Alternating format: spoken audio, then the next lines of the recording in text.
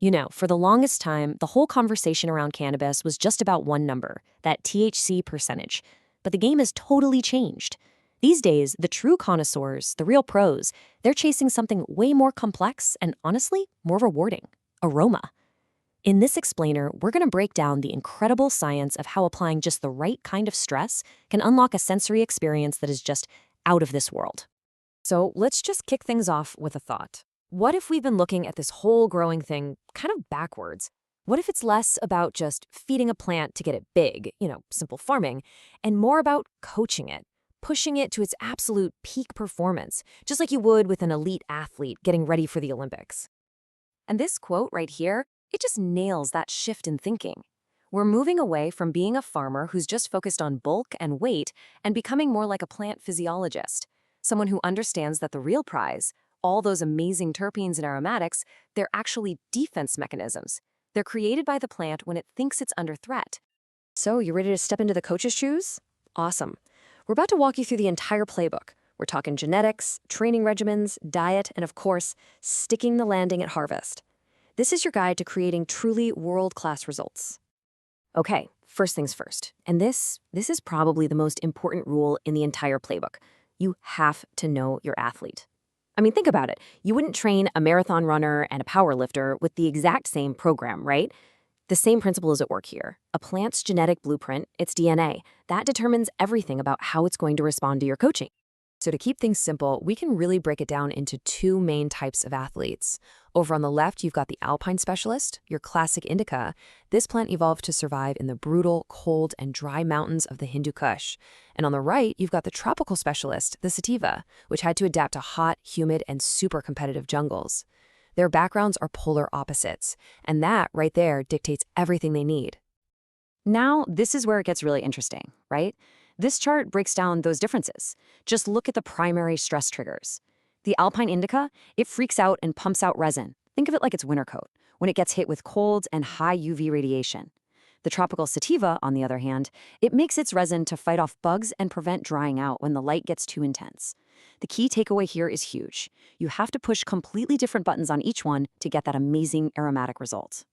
All right, so now we get to the fun part, the actual training regimen. This is where we take all that genetic knowledge we just talked about and put it into action.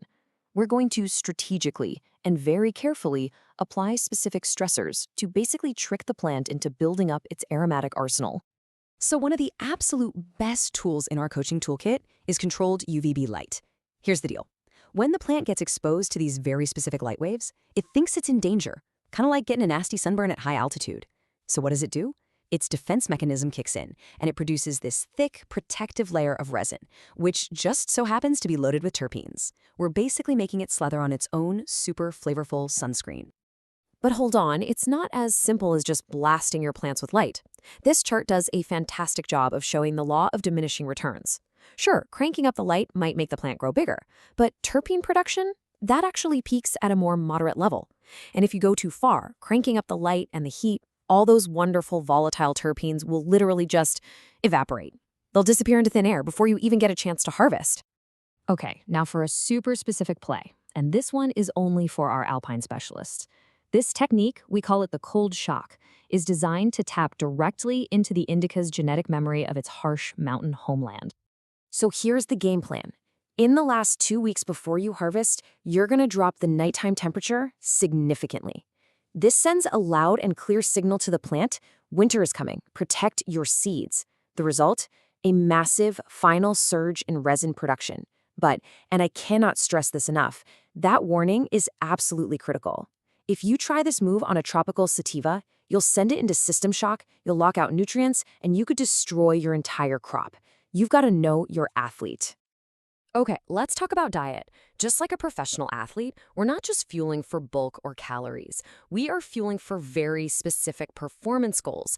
And in our case, that means fueling for aromatic complexity, not just for size. All right, here's a fun one for you. What do you really think is behind that super pungent, gassy, almost skunky aroma you find in some of the most legendary strains? For decades, everybody just assumed it was some unique mix of terpenes. But, well, recent science has pointed to a very surprising culprit. And here they are, volatile sulfur compounds, or VSCs. These are a totally different class of molecules. They are not terpenes at all. They actually come from sulfur, and chemically, they're really similar to the compounds you'd find in things like garlic or even skunk spray. I mean, this discovery was an absolute game changer for growers chasing those specific, sought-after aromas. And that discovery, well, it gives us the solution on a silver platter. To get that gas, you have to give the plant the right building blocks.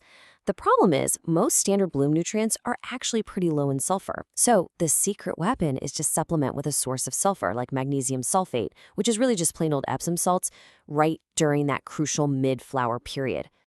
But listen, this next part is a hard and fast rule. You absolutely cannot break it. You must stop all sulfur supplements at least 2 weeks before harvest.